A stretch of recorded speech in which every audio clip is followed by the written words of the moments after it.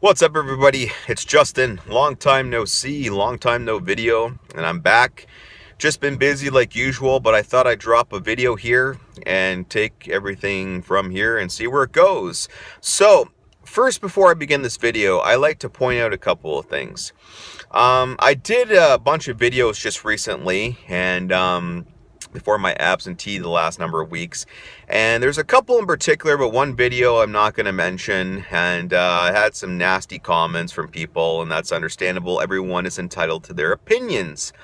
But there is a certain line that you cannot cross when it comes to comments or your personal opinions. It should be kept to yourself. And those types of comments are calling me a fucking idiot, calling me a 4-year-old child, saying I'm stupid, that I have no intelligence, and that I don't know what I'm talking about, and going on about it. One person went on about it for a whole fucking page. Those kind of comments will automatically be deleted and be reported because that's ridiculous. All right? First and foremost, I do know what I'm talking about. And especially when it comes to my job and what I do know what I'm talking about especially. But when I comment about other things, that's my personal opinion, and that's how I feel. And you want to know something? If people would actually watch the video right to the end before they actually start commenting, because I've got quite a few of you actually who don't watch the video, or don't do your research on the topic, like seriously, you're making yourselves stupid. Like, honestly. All right. And I'm just letting people know that I'm not going to tolerate that. And if I find any of these nasty comments like that going that far, then I will take care of it. So, I screen my comments because that ability is on a person's YouTube channel page. And if it picks up any of the derogatoriness, like to the extreme, it will stop the comments from posting until I'm up for review and I get an email about it. So, just letting you all know that for those few people who have taken it upon their days to try to make mine a living hell, sorry to say that your comments were not posted, and I'm not going to tolerate that. So, just letting you know. Moving on to my topic I wanted to talk about, and we're going more back into the personal support worker side of things again. I wanted to talk about males in the personal support worker industry. I still kind of find it really fascinating, even though I've just started my my new job, my morning job in the last few months, that, the female clients that I've met especially have no idea or in awe that there are males as personal support workers coming in. And as I have many times over the years remind clients, whether they be male or female or family members of that client, that there are males in this industry, and I tell them, aren't there male doctors? Aren't there male nurses? And they're like, yes. And I'm like, well, there are male personal support workers. And for some strange reason that they can't grasp it, or they finally do after I explain that to them. And they've told me, well, I've never really encountered any of you guys. Well, then I tell them about my good friend who works in hospital as a PSW. He's been a PSW for like 15, 16 years.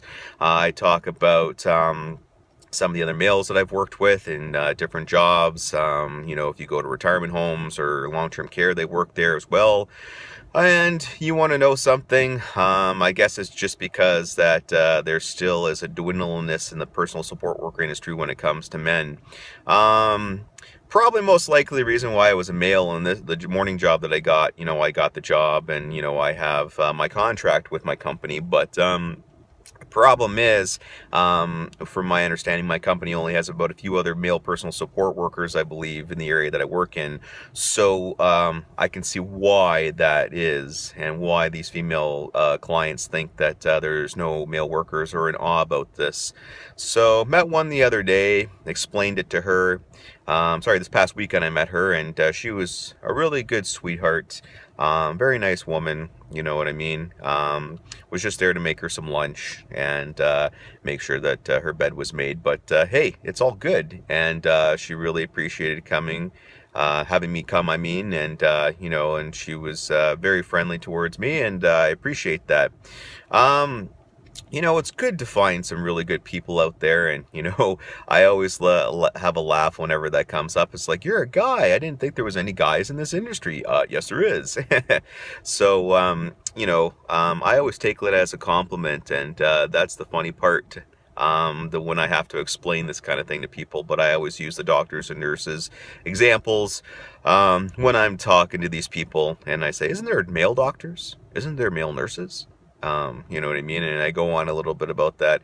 And I'd say about in the personal support worker industry now, it's about 70-30 or 65-35%. The lower end of the scales I just mentioned, male to female ratio. There's still more females than males, I find, in and as personal support workers.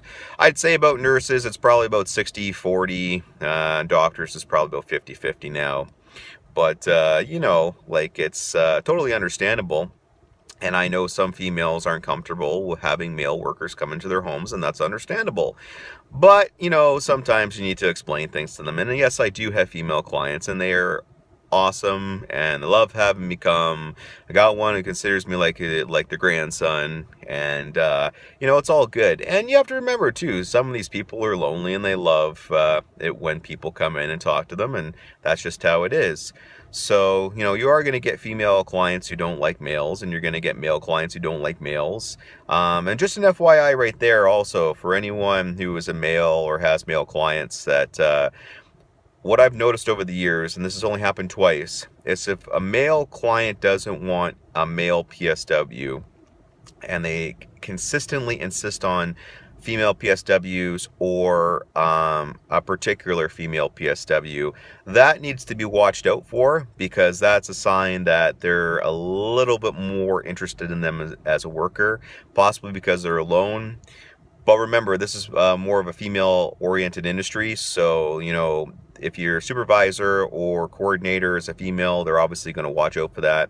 If there's been any history of, touchiness, that's a big no-no right there. I know for a fact that if a client's being physically aggressive towards a female worker, then male workers will automatically come in, and that's just how the way it is. Sometimes people get lonely later on in life because they've lost a spouse, or they just live alone, or, they have that kind of mindset, or they have the dementia. A lot of things happen, but, you have to watch out for that. And also, I have heard that there are some female clients who might gravitate on towards their male workers if they have them. Like I said, we're all human, you know what I mean? If your client was in a retirement environment or long-term care home, and they were single and they met someone else single, they're free to mingle with them and do whatever they want to do, you know what I mean, in a reasonable fashion. We don't put restrictions on those kind of things. People are allowed to have relationships still later on in life. And elderly people, believe it or not, if they want to partake in different things, if you know what I mean, then they're more than freely welcome to. You know what I mean? It's not frowned upon. You know what I mean? It's just the way it is. You know what I mean? You're lonely later on in life, and if you want to hook up, then it's all good. If you got another resident, and say I'm a guy, and I'm like an 80-year-old, and there's some lovely 79-year-old woman, and I'm single and she's single, then it happens. It happens at any time in life. You know what I mean? You meet somebody, and you want to have a relationship with them, and if there's a physical attraction, then stuff's gonna happen. And I'm just pointing that out because you know what? It's life. You know what I mean? It's life. I've seen this all the time. You're never too old to start a new relationship, is what one of my clients said to me in the past. I had a client of mine. He's been in long-term care, I think, the last couple years now, but him and his second wife, they got married 2 years before I met them. She lost her husband years ago. He lost his wife years ago. They clicked it off, and they were living together in the retirement home in the same room. So, what can you do? Sometimes it's never too late to fall in love, is what he'd always told me. And I was very happy for them too. You know what I mean? So, and whether or not they did anything else is none of my business. But, kudos to people who can still find love at those ages. So, anyways, going back to what I was saying about male personal support workers, I always get off track here sometimes. I'm very sorry. If there's any guys ever watching this video out there, or any female PSWs, and you have male workers, pass this along to them.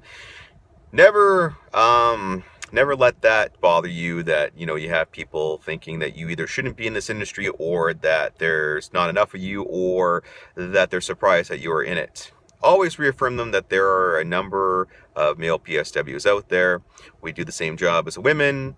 We're just there to help, and just explain the ratio part and use the examples that I gave, and you'll be fine. And you want to know something? If you are a male and you are refused from a female client, or even a male client, don't take it personally. It's just the way that their mindset is, and it's just the way that they are. And some elderly ladies are just old fashioned, where they just don't want a boy touching them, and I've been told that a couple times. And that's cool. But, don't take it personally, because that's just how it is in this industry. Nurses and doctors get refused like that all the time. In hospital settings, it happens too. My buddy tells about it all the time. It's a female, they don't want a guy touching them. Well, guess what? They're on shift. They're there to wash you and get you dressed. You either say yes or no, and if they say no, they put down refused. So there you go.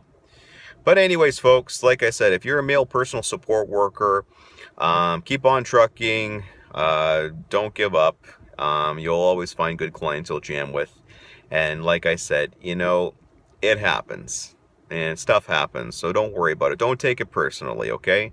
I've been around the ringer a lot of times, and you want to know something, it's just the way it is. Keep on trucking, everybody. That's all I got to say. Anyways, folks, take it easy. Have a good one. More videos to come, but I will talk to you guys all soon. Talk to you soon. Bye for now.